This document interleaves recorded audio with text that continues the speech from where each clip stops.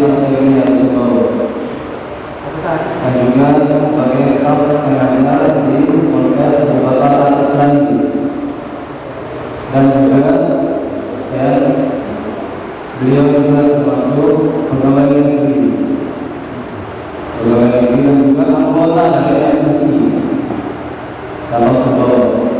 Maka saya sangat bahagia sekali malam hari ini kedatangan beliau dan tidak berpanjang lebar kepada saudara Wawiyuna Bapak Rasul.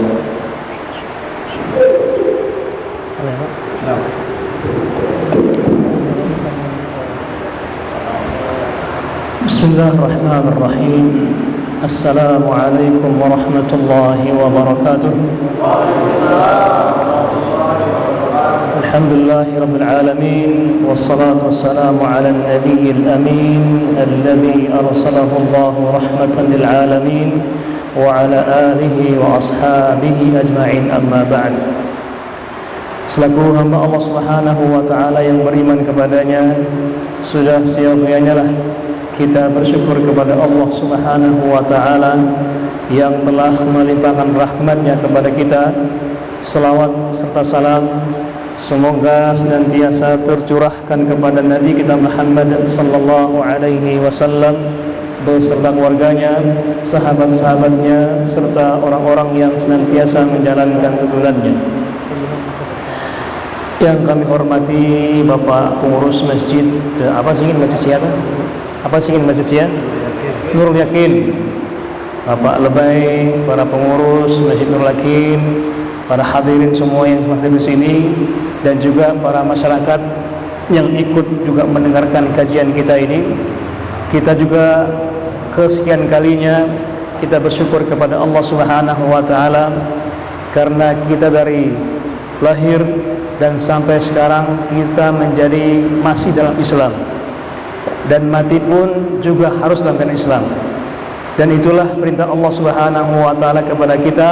Allah berfirman, "Wala tamutunna illa wa antum muslimun." Janganlah kalian meninggalkan dunia ini kecuali dalam keadaan Islam, tanpa pilihan, tanpa pilihan yang lainnya.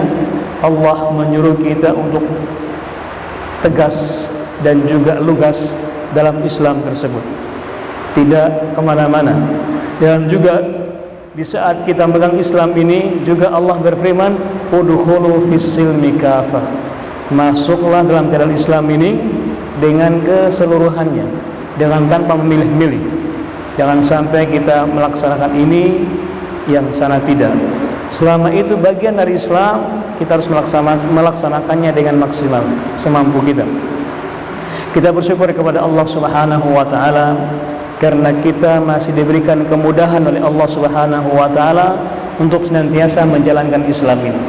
Karena di sana ada banyak orang yang mencari Islam susah payah, harus mengeluarkan banyak waktu, banyak dana, banyak hal demi untuk mencari Islam.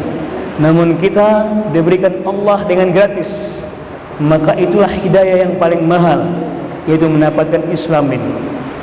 Dan Islam adalah agama yang nantinya Allah Subhanahu wa taala berfirman di surah Al-Baqarah, "Innad dina 'indallahi Islam."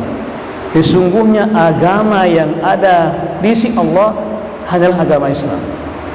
Dan ketika ada orang yang mencari agama selain agama Islam, Allah tidak akan pernah menerimanya. Allah juga berfirman, "Wa man yabtaghi ghairal islami dinan falan yuqbala minhu wa huwa fil akhirati minal khasirin." Barang siapa yang mencari agama selain agama Islam, maka tidak akan diterima oleh Allah Subhanahu wa taala di hari kiamat nanti. Dan wa huwa minal khasirin, dan dia menjadi orang-orang yang rugi. Rugi di dunia dan juga di akhirat kelak. Fadhal, Masya Allah. Untuk repot-repot sekali. Terpanjang? Enggak. Masalah, kelihatan enggak?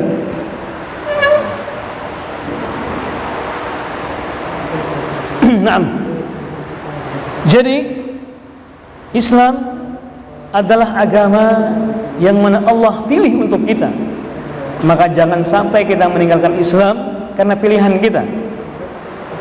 Allah pilih hamba-hambanya karena Islam adalah nikmat yang paling besar.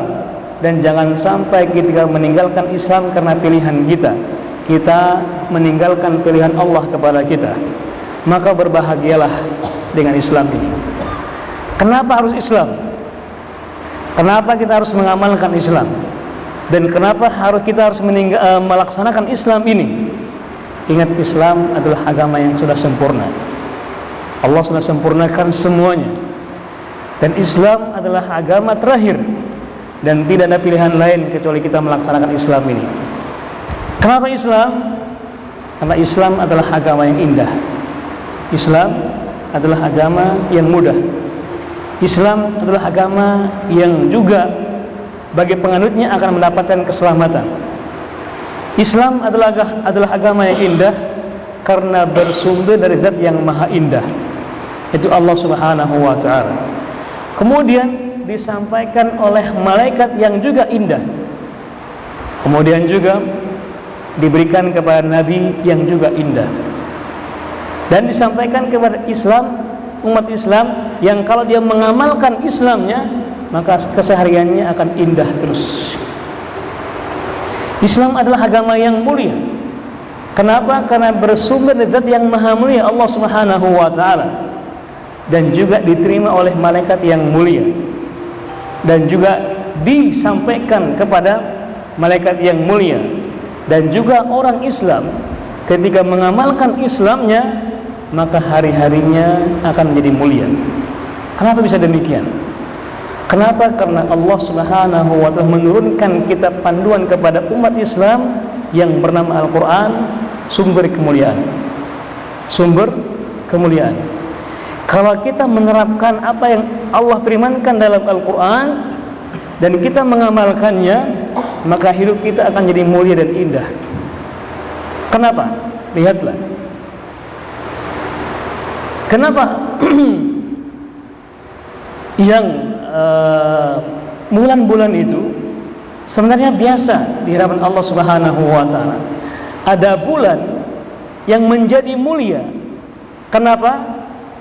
Karena Allah turunkan padanya Al-Quranul Karim. Itulah bulan Ramadan. Malam-malam yang ada sebenarnya sama semuanya kedudukannya di sisi Allah Subhanahu wa ta'ala. Ada satu malam Allah muliakan malam itu, namanya malam Lailatul Qadar. Kenapa? Karena di malam itu Allah turunkan Al-Quranul Karim, jadi mulia. Agama yang lainnya sebenarnya sama, namun kenapa Islam jadi mulia? Karena Islam memiliki Al-Quranul Karim. Kemudian juga umat kita ini, manusia itu sama semuanya. Sama semuanya. Kenapa orang ada yang mulia? Karena ada di otaknya Al-Quranul Karim. Jangankan manusia, kertas saja itu, mushaf misalnya, kertas yang biasa, kalau tidak ada Al-Quran biasa-biasa saja. Namun ketika ada Al-Quran di situ, Allah muliakan dia. Hanya kertas, hanya sebuah kertas saja. Mungkin nilainya seberapa sih? Yang kosong itu, satu rem mungkin bisa 40.000, 50.000. Tapi ketika dicetak Al-Quran dalamnya, nilainya jadi mahal.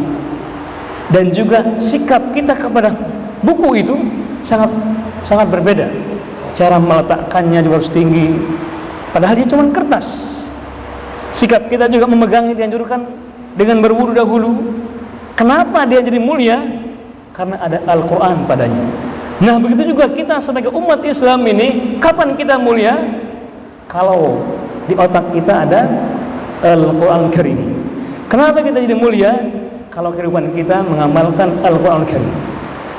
Namun kebalikannya, ketika di otak kita tidak ada Al-Quran Karim, kalau keseharian kita tidak mengamalkan Al-Quran Karim, dan juga kalau keseharian kita tidak mau membaca Al-Quran Karim, maka itulah manusia yang hina, kosong melompong, tidak nilai dari Allah Subhanahu wa ta'ala.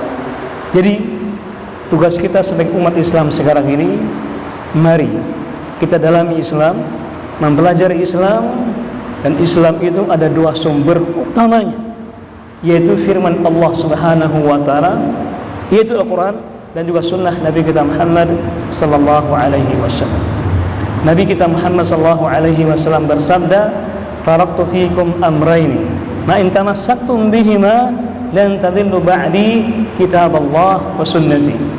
Aku meninggalkan kepada kalian dua perkara, dua hal saja, gak usah banyak-banyak, dua hal saja, yang mana kalau kalian melaksanakan dan tidak meninggalkan dua perkara ini, selalu dengan dua perkara ini, maka kalian akan selamat.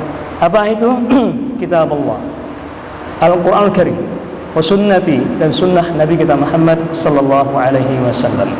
Jadi kalau kita ingin bahagia, kalau kita ingin mendapatkan kemuliaan, mari kita melaksanakan dua hal ini, mempelajarinya, mendalaminya, kemudian mengamalkan kedua hal ini. Islam adalah agama yang berasal dari kata-kata as-salam, yaitu keselamatan. Dan tentu semua kita dengan tanpa kecuali kita ingin mendapatkan keselamatan, baik di dunia maupun di akhirat kelak. Selamat dari segala halnya. Nah, gimana caranya? Mari kita menempuhnya dengan cara yang Nabi contohkan kepada kita. Dengan cara Nabi, bagaimana cara Nabi menjalankannya? Itu dengan menjalankan agama ini dengan seutuhnya. Islam dari kata as-salam. Dan itulah doa yang kita sampaikan kepada umat Islam yang lainnya. Bisa kita bertemu, bisa kita bertemu dengan yang lainnya, kita mendoakan Assalamualaikum warahmatullahi wabarakatuh. Luar biasa keindahan Islam ini. Kita mendoakan satu dengan yang lainnya, dengan tanpa kita kenal. Sebab Nabi mengatakan begini, Afshus salam ala man lam ta'rifu wa ala man arafta. Nabi mengatakan, sampaikanlah salam kepada orang yang kamu kenal ataupun tidak kenal. Subhanallah, ada doa di situ, bahkan 3 doanya. Yang pertama, Assalamualaikum, keselamatan kepada kalian. Yang kedua, warahmatullah, dan rahmat Allah Subhanahu wa ta'ala. Dan yang ketiga, wa barakatuh, dan keberkahan. Banyak keberkahannya, bukan satu saja. Luar biasa, 3, satu perkataan, ada doa-doa yang kita ucapkan kepada muslim yang lainnya. Berarti begitu indahnya Islam ini, begitu mulia Islam ini, seorang muslim sudah mendoakan kebaikan kepada yang lainnya. Dan juga sebagai timbal baliknya, kita pun juga mengatakan apa? Waalaikumsalam warahmatullahi wabarakatuh. Dan juga kepada kalian juga keselamatan dan rahmatnya, dan juga keberkahan. Yang pertama, Assalamualaikum, keselamatan kepada kalian. Doa yang Nabi ajarkan kepada kita. Berarti Islam ini adalah agama yang menebarkan peace. Apa peace itu? Kedamaian, keselamatan. Islam bukan radikal. Islam bukan agama yang penuh dengan kekerasan. Islam adalah agama yang cinta damai. Buktinya salamnya itu, Assalamualaikum, keselamatan kepada kalian. Jadi orang yang tidak kenal, bahkan kita tidak paham siapa dia, kita mendoakan satu dengan yang lainnya. Jadi Islam bukan agama yang radikal. Islam adalah agama yang cinta damai. Yang kedua, warahmatullah, dan rahmat Allah Subhanahu wa ta'ala. Ingat, semua yang ada pada kita ini merupakan rahmat Allah Subhanahu wa ta'ala. Dari ujung rambut kita sampai ujung kaki ini, itu rahmat Allah Subhanahu wa ta'ala. Nah, kalau kita mengkufurinya saja, kita sudah dikatakan tidak mensyukuri rahmat Allah Subhanahu wa ta'ala. Bahkan kita masuk ke surganya Allah itu bukan karena amalan kita, tetapi karena rahmat Allah Subhanahu wa ta'ala. Makanya kita mendoakan satu dengan yang lainnya dengan mengucapkan warahmatullah dan rahmat Allah Subhanahu wa ta'ala. Yang berikutnya, wa barakatuh, dan juga keberkahannya. Kita bekerja siang malam banting tulang, sebenarnya bukan mencari rezeki, bukan mencari nominalnya, akan tapi kita mencari keberkahan Allah Subhanahu wa ta'ala. Kenapa? Karena yang Allah turunkan ke muka bumi ini keberkahannya. Nah, untuk mendapatkan keberkahan itu, Allah berfirman dengan 2 syarat, yaitu beriman. Allah berfirman dengan beriman dan bertakwa kepadanya. Allah berfirman, walau anna ahlal qura amanu wattaqau lafatahna alaihim barakatin minas samai wal ardi. Jikalau seandainya suatu negeri itu penduduknya suatu desa, suatu daerah, suatu negara, penduduknya beriman kepada Allah Subhanahu wa taala dan juga bertakwa kepada Allah Subhanahu wa taala, apa balasannya? Maka sungguh kami akan menurunkan keberkahan langit dan bumi. Keberkahan langit berupa hujan, dan bumi berupa tanaman yang subur. Nah, untuk mendapatkan keberkahan itu dengan apa? Dengan beriman dan bertakwa kepada Allah Subhanahu wa taala. Beriman dengan lisan kita, beriman dengan hati kita, beriman dengan anggota tubuh kita yang lainnya. Karena iman itu 3 unsur. An-nutqu bil lisan, mengucapkan dengan lisan kita alhamdulillah, subhanallah, atau istighfar kepada Allah Subhanahu wa taala. Dan juga istighfar itu banyak manfaatnya. Di antaranya apa? Allah menurunkan hujan yang lebat, yang bisa menumbuhkan tanaman-tanaman, yang bisa menghilangkan kekeringan.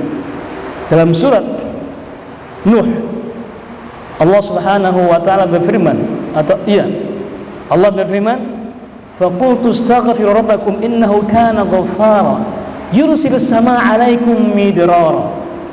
Nuh berkata kepada umatnya, "Faqultu," aku pun berkata kepada umatku, "Istaghfiru rabbakum." Mintalah ampun kepada Rabb kalian. Banyak istighfar. Astaghfirullah, astaghfirullah, astaghfirullah. Kenapa? Innahu kana ghaffara. Karena sesungguhnya Allah itu Maha Ghaffar, Maha memberi ampunan. Apa balasannya? Yursilis samaa'a 'alaikum midrara. Maka niscaya Allah akan menurunkan kepada kalian air yang melimpah. Air sungai, air sumur, air hujan yang melimpah ruah. Gampang sebenarnya. Apa itu? Beristighfar kepada Allah Subhanahu wa taala. Kenapa banyak di antara tempat-tempat kita kekeringan, mungkin kita kurang beristighfar. Agar Allah menurunkan semua ini, mari kita memperbanyak istighfar kepada Allah Subhanahu wa taala agar Allah menurunkan keberkahannya langit dan juga dari bumi ini. Beriman dan juga bertakwa kepada Allah Subhanahu wa taala, keberkahannya. Jadi apa yang kita dapatkan itu bukan karena usaha kita, bukan karena kelebihan kita, bukan karena kemampuan kita, akan tetapi karena keberkahan Allah Subhanahu wa taala. Itulah yang kita raih. Karena rezeki berapapun jumlahnya, kalau tidak berkah, maka kebalikannya, kalau rezeki yang kita dapatkan itu banyak berkahnya, walaupun sedikit pasti akan mencukupi. Nah, tinggal bagaimana kita mensyukurinya. Subhanallah, doa yang begitu indah. Assalamualaikum warahmatullahi wabarakatuh. Cuman terkadang banyak di antara umat Islam yang meninggalkan salam itu, bahkan menggantikan dengan salam-salam orang-orang kafir. Anak muda misalnya, ketika mengucapkan salam, hai katanya, hello bro, hello mas bro, betul tidak? Hey, belok. Mereka meninggalkan sabda, mereka meninggalkan tuntunan, mereka meninggalkan panduan Nabi yang ajarkan kepada kita untuk mendoakan satu dengan yang lainnya dengan doa yang begitu indah tadi. Masih ada waktu ya? Masih banyak. Yaitu dengan Assalamualaikum warahmatullahi wabarakatuh. Cuma terkadang kita malas mengucapkannya. Dan terkadang juga di saat kita mengucapkan salam kepada orang yang mungkin tidak kita kenal, mereka melihat kita dengan wajah yang sinis, dengan wajah yang aneh. Bahkan mungkin tidak membalasnya, hanya membalas dengan tatapan mata saja, tidak menjawab salam, padahal itu doa. Tapi kalau kita panggil hai, hello, dijawab. Tapi kalau salam, aneh. Seakan-akan orang yang sering mengucapkan salam itu hanya ustadz saja yang boleh mengucapkan salam. Karena tiba-tiba ada orang yang mungkin tidak pernah mengucapkan salam, tiba-tiba salam, waduh, masalah, kamu jadi ustadz minan. Dia jadi ustadz. Salam itu ciri khas orang muslim, bukan ciri khasnya alim ulama, bukan ciri khasnya bukan ciri khasnya ustadz. Semua kita sebagai seorang muslim punya ciri khas, yaitu menebarkan keselamatan, menebarkan rahmat Allah Subhanahu wa taala, mengajak orang agar kita kembali mendapatkan berkah-berkah Allah Subhanahu wa taala. Itu Islam yang Nabi ajarkan kepada kita. Islam adalah agama yang mudah. Islam adalah agama yang mudah. dan tidak ada yang mudah kecuali dalam Islam ini. Nabi sallallahu alaihi wasallam bersabda, "Inna hadzal dina yusrun." Sesungguhnya agama ini agama yang sangat mudah sekali. Wala yushhadu ahadun illa ghalabahu. Dan sesungguhnya seorang tidak akan mendapatkan kesusahan kecuali dialah yang menyusahkan diri sendiri. Di Islam ini adalah mudah sebenarnya. Tidak ada satupun dalam Islam ini syariat yang tidak yang susah. Mudah semuanya. Kenapa? Nabi bersabda, "Yassiru wa la tu'assiru." Permudahkanlah, jangan bersulit dalam segala hal. Segala urusan umat Islam ini mudah dan juga indah. Nabi sallallahu alaihi wasallam bersabda, "Ajaban li amril mu'min. Inna amrahu kullahu khair." Aku sungguh terheran-heran dengan kondisinya orang mukmin itu. Kenapa? Karena semua urusannya begitu indah dan mudah. Nabi bersabda, "In asabathu sarra syakara fakana khairan lah." Jikalau dia mendapatkan kemudahan, kelapangan dalam hidupnya, dalam rezekinya, dia bersyukur kepada Allah Subhanahu wa taala, maka itulah yang terbaik buat dia. Namun kebalikannya, wa in asabathu dharra sabara fakana khairan lah. Namun ketika dia mendapatkan kesusahan, kehimpitan, terjepit dalam segala hal, dia bersabar, maka itulah yang terbaik buat dia. Jadi semua kondisinya orang beriman kepada Allah itu mudah semuanya, nggak ada yang susah. Dialah yang telah menyusahkan diri sendiri. Contoh misalnya dalam melaksanakan salat. Satu hukumnya wajib, fardu dalam segala waktu. Sakit pun dibolehkan, harus melaksanakan salat. Cuman ada tata caranya. Ada tata caranya. Ketika dia mampu berdiri, harus berdiri. Ketika tidak mampu, boleh sambil duduk. Ketika tidak mampu duduk, boleh sambil berbaring. Ketika dia tidak bisa berbaring, boleh dengan isyarat. Mana yang bisa dia gerakkan dari tubuhnya, jari-jarinya atau matanya, boleh. Karena ada orang yang sakit tidak bisa digerakkan semua tubuhnya, stroke misalnya, nggak bisa sholat, bisa dengan gerakan matanya, dia kedipkan matanya, boleh. Atau nggak bisa matanya, jari-jarinya, dia isyaratkan, boleh. Semampu dia, karena Allah berfirman, "Fattaqullaha mastata'tum." Bertakwalah kepada Allah semampu kalian, bukan semau kalian. Semampu kalian, bukan semau kalian. Nah, ketika ada orang tidak mampu sholat, maka harus disolatkan. Itulah indahnya Islam. Jadi ketika ada orang yang diajak sholat tidak mau atau bahkan tidak mampu, maka dia harus disiap-siap untuk disolatkan. Kalau dia mengatakan tidak mau atau tidak mampu.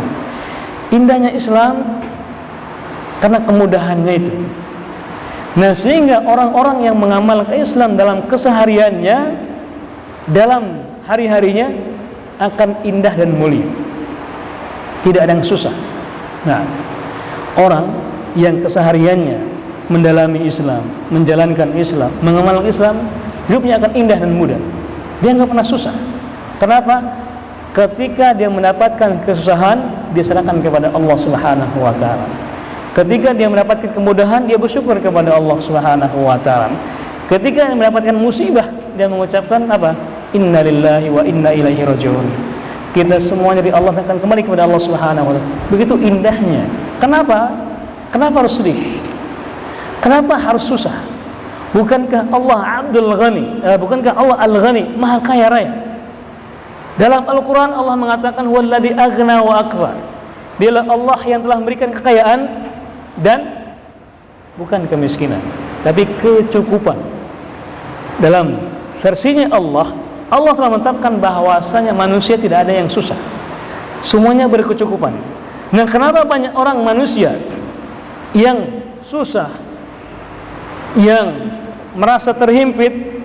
Karena seleranya yang lebih tinggi daripada rezekinya, cara hidupnya, gaya hidupnya, sehingga dia susah dalam kesusahan. Dia punya pendapatan yang seharusnya ketika dia menikmati, dia bisa hidup bahagia sebenarnya. Tapi karena gaya hidupnya yang tinggi, atau seleranya yang lebih tinggi daripada dia, apa yang terjadi? Akhirnya dia ngutang sana sini untuk dapat ini, dia pinjam sama sini untuk dapatkan ini. dia ingin agar sama teman-temannya. Apa yang terjadi? Ketika pendapatannya dia tidak mampu untuk membeli itu, apa yang terjadi? Dia akhirnya ngutang. Ngutangnya pakai bunga, bunganya berlipat ganda, sehingga yang sebelumnya hidup bahagia, namun ketika dia ngutang, dia menjadi susah. Siapa yang menyusahkan? Dia sendiri yang menyusahkan. Dia sendiri yang menyusahkan. Makanya Allah mengatakan apa? Fattaqullaha mastata'tum. Bertakwalah kepada Allah semampu kalian. Dan orang yang bertakwa itu akan pasti mendapatkan kemudahan dari Allah Subhanahu wa taala. Allah berfirman, "Man yattaqillaha yaj'al lahu makhraja wa yarzuqhu min haitsu la yahtasib." Barang siapa yang bertakwa kepada Allah Subhanahu wa taala, maka Allah akan memberikan dia makhraja, jalan keluar. Dan Allah juga akan memberikan dia rezeki dari jalan yang tidak pernah menyangkanya. Subhanallah, indahnya Islam. Dari segala permasalahan adalah Islam.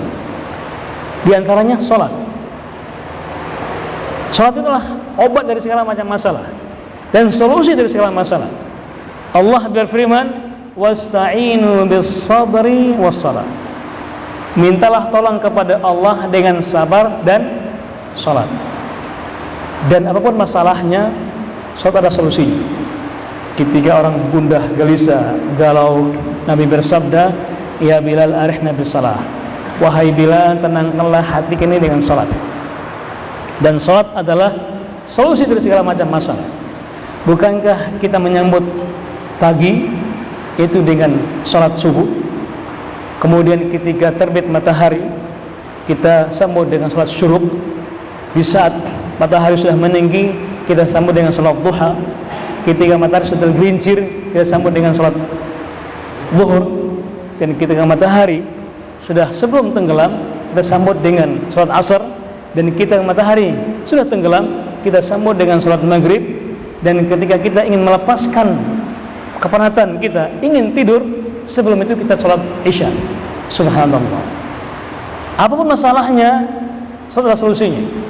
Ketika Allah menurunkan ada kemarau panjang misalnya, kepanasan yang terik, kepanasan yang begitu kita menyiksa kita, apa solusinya? Nabi menyuruh kita untuk sholat istisqa. Apa itu? Sholat minta hujan. Ketika ada orang yang dia punya masalah, dia punya banyak pilihan, dia tidak bisa menentukan apa masalahnya, maka ada solusinya. Apa solusinya? Sholat istikharah. Minta sholat istikharah. Ketika orang itu ketika dalam bencana ada kejadian yang gerhana bulan atau gerhana matahari misalnya, apa solusinya? Dengan sholat kusuf atau khusuf. Luar biasa. Jadi apapun permasalahannya, sholat adalah solusinya. Cuma terkadang kita ingin, bahkan terkadang kita melupakan itu. Kita mengandalkan otak kita, kita mengandalkan pengalaman kita mengandalkan apa yang ada. Kita lupa kepada Allah Subhanahu wa taala. Kita lupa kepada Zat yang menciptakan alam semesta ini. Jadi intinya adalah, kalau kita ingin hidup bahagia, mari kita kembali kepada Islam yang sebenarnya. Kita jalankan Islam seutuhnya, jangan setengah-setengah. Karena Islam adalah agama kedamaian, agama yang indah, agama yang mudah, agama yang mulia. Kalau kita meninggalkan Islam, berarti kita meninggalkan kemuliaan, meninggalkan keindahan, dan meninggalkan kemudahan-kemudahan yang Allah berikan kepada kita. Orang yang ketika dia mengamalkan Islam, maka dia akan bahagia, indah, mudah. Namun ketika dari awalnya dia itu meninggalkan Islam, berarti dia sudah meninggalkan kemudian Allah berikan kepada dia. Mudah-mudahan Allah Subhanahu wa taala senantiasa memberikan kemudahan kepada kita untuk senantiasa mengamalkan Islam ini dengan sebenar-benarnya. Ini yang bisa kita sampaikan pada kali ini, mudah-mudahan manfaat. Mungkin ada di antara Bapak Ibu semua yang ingin bertanya, kita bisa diskusikan, atau yang ingin menambahkan kita persilakan, atau ingin yang mengoreksi kita silakan juga. Ada yang bertanya silakan. Karena ini saya sebagai manusia biasa yang juga banyak salahnya. Jadi kalau ada hal-hal yang kurang berkenan atau ada kata-kata yang kurang berkenan, mohon dimaafkan. Kalau ada benarnya, itu semuanya dari Allah Subhanahu wa taala. Sebelum kita akhiri, mungkin silakan kita sisakan waktu untuk kita diskusikan. Mungkin ada bapak ibu-ibu yang ingin bertanya, kita silakan.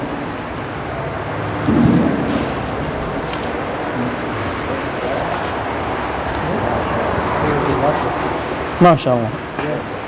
Assalamualaikum warahmatullahi wabarakatuh. Assalamualaikum.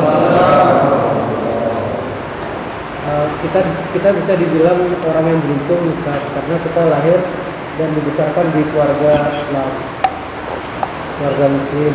Bagaimana dengan orang-orang kafir di luar sana? Apakah mereka dapat petunjuk atau hidayah untuk mengenal Islam juga bisa masuk ke Islam? Gimana letak keadilan Allah di sini, Ustaz? Masya Allah. Pertanyaan yang sangat sulit ini. Di manakah letak keadilan Allah Subhanahu wa taala? Ya. Allah Subhanahu wa taala menciptakan alam semesta ini. Di antaranya ada manusia. Tentu dengan tujuan-tujuan yang juga ada alasan-alasannya.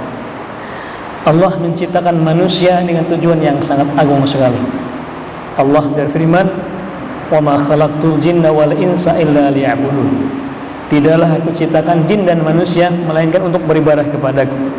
Nah, tujuan Allah menciptakan manusia dari Nabi Adam sampai dengan Nabi Muhammad dengan manusia yang terakhir nantinya, satu tujuannya, yaitu apa? Untuk beribadah kepada Allah Subhanahu wa taala. Nah, untuk menuntun manusia agar manusia ini beribadah kepada Allah dengan syariat Allah Subhanahu wa taala, Allah mengutus Rasulnya. Dan juga yang kedua, Allah juga menurunkan kitab-kitabnya. Kitab sebagai panduan dan juga Rasul Nabi sebagai penuntun agar kita melaksanakan ibadah sesuai dengan aturan Allah Subhanahu wa taala. Sama dengan segini, misalnya ketika ada perusahaan mengeluarkan sebuah hasil produksi mobil, motor misalnya. Ketika dia mengeluarkan mobil atau motor, pasti dibarengi dengan dua hal: kitab, buku panduannya, buku manualnya, dan juga teknisinya. Betul tidak? Betul tidak? Apa tujuannya? Agar ketika ada masalah dalam mengoperasikan mobil ini, ada buku panduannya. Atau ketika ada yang rusak, ada teknisinya. Bisa menservis dan juga bisa menuntun, melaksanakan sesuai apa yang diaturkan dalam kitab-kitab panduan tersebut. Nah, begitu juga ketika Allah Subhanahu wa taala menciptakan manusia dan Allah menyuruh manusia untuk beribadah kepadanya, gimana caranya? Makanya Allah mengutus nabi dan rasul dan juga menurunkan kitab panduan-panduannya. Allah berfirman, "Wa laqad ba'atsna fi kulli ummatin rasula an i'budullaha wajtanibut taghut." Sungguh kami telah mengutus pada setiap umat itu seorang rasul. Maka beribadah kepada Allah dan hindari yang namanya taghut. Jadi dari Nabi Adam sampai Nabi terakhir itu Allah melahirkan, menciptakan manusia dengan keadaan fitrah. Apa fitrah itu? Dalam keadaan beribadah kepada Allah Subhanahu wa taala. Nabi bersabda, "Ma min mauludin illa wa yuladu 'alal fitrah." Tidak ada satupun yang dilahirkan ke muka bumi ini kecuali dalam keadaan fitrah. Fitrah suci, bersih, dalam keadaan Islam, beribadah kepada Allah Subhanahu wa taala. Di mana kok bisa pengaruh? Fa abawahu yuhawidanihi aw yunassirani aw yumajisani. Maka dua orang tuanya lah yang telah mempengaruhi dia, yang menjadikan dia sebagai Majusi, Nasrani ataupun Yahudi. Jadi di sini adalah peran orang tua sangat penting sekali. Di mana adilnya Allah? Allah Maha Adil. Allah melahirkan manusia dengan Islam semuanya, dengan kondisi beribadah kepada Allah Subhanahu wa taala. Maka di sini pengaruh orang tua yang paling penting ada di sana. Kemudian lingkungannya, kemudian temannya, tapi yang paling penting adalah orang tuanya. Makanya Allah berfirman kepada orang tua, "Qu anfusakum wa ahlikum nar." Jagalah dirimu dan keluargamu dari api neraka. Dan Allah juga ketika memerintahkan manusia untuk beribadah kepadanya, Allah juga menciptakan dua hal. Ada pendukung dan juga sebagai ada juga yang buruk sebagai ujian. Allah menciptakan alam semesta ini sebagai pendukung agar kita maksimal beribadah kepada Allah Subhanahu wa taala. Tapi Allah juga menciptakan ujian-ujian yang lainnya. Apa tujuannya? Allah menciptakan sarana yang buruk ada penyakit yang menular. Apa tujuannya? Untuk menguji kalian apakah kita benar beribadah kepada Allah tidak. Allah berfirman, "Alladzi khalaqal mauta wal hayata liyabluwakum ayyukum ahsanu amala." Dialah Allah zat yang menciptakan kematian, perwakilan dari segala macam keburukan. Kemudian wal hayata, perwakilan segala macam kebaikan-kebaikan. Apa tujuannya? Untuk menguji kalian siapa yang paling baik amalnya. Jadi Allah menciptakan yang bagus-bagus agar kita maksimal beribadah kepada Allah Subhanahu wa taala. Dan Allah juga menciptakan yang buruk-buruk. Ada kematian, ada virus, ada penyakit, ada sakit, ada segala macamnya itu. Apa tujuannya? Untuk menguji kita. Siapa yang paling baik amalnya? Kenapa? Terkadang ada orang yang ketika dia semangat, ketika dia sehat, dia nggak mau beribadah kepada Allah Subhanahu wa taala. Namun ketika dia sakit, tiba-tiba ingat Allah Subhanahu wa taala. Ketika tiba-tiba dia sadar. Dan dengan adanya penyakit itu agar dia kembali kepada Allah Subhanahu wa taala. Dengan adanya musibah itu agar dia kembali kepada Allah Subhanahu. Itu tujuannya. Tujuannya apa? Agar kita kembali kepada Allah Subhanahu wa taala untuk menguji kita siapa yang paling baik amalnya, bukan yang paling banyak amalnya, tapi yang paling baik. Jadi itulah diantara jawabannya. Wallahu taala alam. Sudah habis waktu ya? Silakan. Assalamualaikum.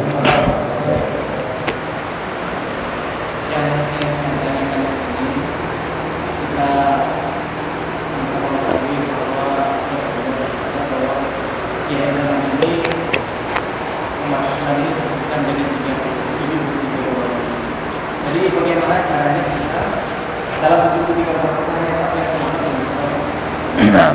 bagaimana cara kita supaya kita berada dalam posisi jawaban yang sebenarnya?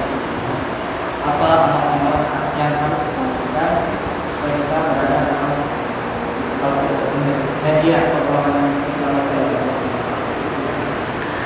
Nah, dalam hadisnya Nabi sallallahu alaihi wasallam bersabda ketika Rasulullah SAW berfirman akan terpecahnya umat sebelumnya, Al-Yahudi 71, Nasara 72, umat Islam 73.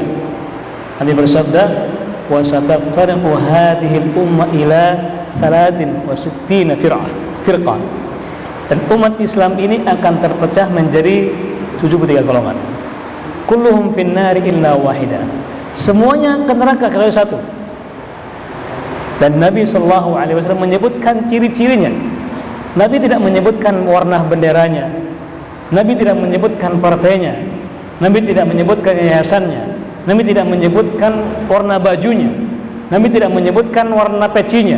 Tapi Nabi menyebutkan ma ana alaihi wa ashabi. Siapakah mereka yang selamat itu? Selama mereka berpegang teguh dengan sunnahku dan sunnahnya para sahabat-sahabat. Bagaimana cara membuktikannya? Apa indikatornya? Apa indikator itu bahasanya? Apa penggarisnya ya? Apa ukurannya? Ya, yang selamat dan tidak selamat itu. Nah, kita lihat ya, tolak ukurnya ya. Apa tolak ukurnya? Agar kita dikatakan selamat atau tidak? Apa indikatornya? Nabi sudah menyatakan, "Ma ana alaihi wa ashabi." Selama mereka melaksanakan sunnahku dan sunnah sahabat-sahabat.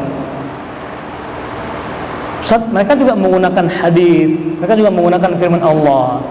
Ingat, memahami Al-Quran, memahami hadis, harus memahami bagaimana Nabi memahaminya. Memahami hadis bagaimana para sahabat memahaminya. Contoh misalnya ketika kita membaca Al-Quran, firman Allah Subhanahu wa taala.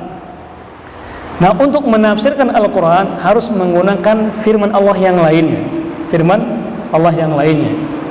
Contoh misalnya dalam Al-Quran Allah berfirman, "Yauma nad'u kulla unasin bi imamihim." Pada hari di mana semua umat kami akan panggil dengan imam mereka. Ada kata imam di situ. Kalau kita membaca terjemahannya pemimpinnya. Tapi ingat, di ayat yang satu Allah juga menafsirkan di ayat yang lainnya. Maksud dari imam itu apa? Kita baca lagi di surat Yasin misalnya, di bagian tengah, wa kulla syai'in ahsainahu fi imamin mubin. Wa kulla syai'in ahsainahu fi imamin mubin. Berarti imam yang pertama ditafsirkan dengan imam yang kedua. Imam yang pertama kalau terjemahannya pemimpin, tapi imam yang kedua penafsirannya kitab amalan mereka. Berarti imam yang pertama itu bukan pemimpin artinya, yaitu kitab-kitab. Jadi setiap umat nanti akan dibangkitkan dengan kitab amalan mereka. Makanya kelanjutan ayat tadi, faman utiya kitabahu biyaminihi, maka barang siapa yang diberikan kitabnya dengan tangan kanannya, berarti tafsiran imam di situ bukan pemimpin, tapi amalan atau kitab amalannya. Jadi menafsirkan Al-Quran dengan Al-Quran. Yang kedua, enggak ada Al-Quran, menafsir Al-Quran dengan sabda Nabi kita Muhammad SAW. Contoh misalnya Al-Quran berfirman aqimus shalah, berikanlah salat. Ada enggak dalam Al-Quran bagaimana cara salat? Tidak ada. Di mana kita temukan? Di sabda Nabi kita Muhammad SAW. Maka menafsirkan Al-Quran dengan sabda Nabi SAW. Enggak ada juga. Maka yang ketiga, apa itu? Dengan perkataan para sahabat. Kenapa para sahabat? Karena ketika Al-Quran turun, sahabat hadir menyaksikan di mana turunnya, bagaimana maksudnya. Makanya di saat kita memahami Al-Quran harus sesuai dengan pendapatnya para sahabat. Yang berikutnya enggak ada juga dengan bahasa Arab, bukan dengan bahasa Indonesia. Bahasa Indonesia itu jangankan sama kata, beda kata saja itu sudah arti, sudah beda. Contoh misalnya rumah tangga dan tangga rumah sama tidak? Rumah tangga dengan tangga rumah sama tidak? Beda ya. Membangun rumah tangga lama kan? Membangun tangga rumah sebentar. Beda. Tapi bahasa Arab punya aturan sendiri dia. Jangan kita menerjemahkan dengan bahasa Indonesia. Terjemahkanlah dengan bahasa Arab. Bagaimana bahasa Arab memahami itu? Nah, itulah cara kita, indikator dalam memahami agar kita tidak dikatakan sesat. Yang berikutnya, dan juga hadis Nabi SAW. Memahami hadis Nabi SAW itu, yang pertama harus tanyakan sahih nggak hadisnya, valid tidak. Kalau tidak valid, dibuang sudah. Yang kedua, konteksnya. Konteksnya terkadang ada masalah, ada dalil. Konteksnya terkadang beda dengan dalilnya, tapi dipaksakan, sehingga terjadi pemaksaan dalil. Apa namanya? Cocokologi namanya. Ada permasalahan yang berbeda, ada hadis yang berbeda, dipaksakan. Cocokologi. Salah. Harus sama konteksnya dengan hadisnya, harus bisa mix. Itulah indikator dalam memahami firman Allah dan juga sabda Nabi kita Muhammad SAW. Mungkin itu yang bisa kita pahami ya, bisa jelaskan. Saya rasa waktu sudah masuk. Ya, kita akhiri dengan doa majelis. Subhanaka wa bihamdika wa asyhadu an la ilaha illa anta wa astaghfiruka wa atubu ilaik. Assalamualaikum warahmatullahi wabarakatuh.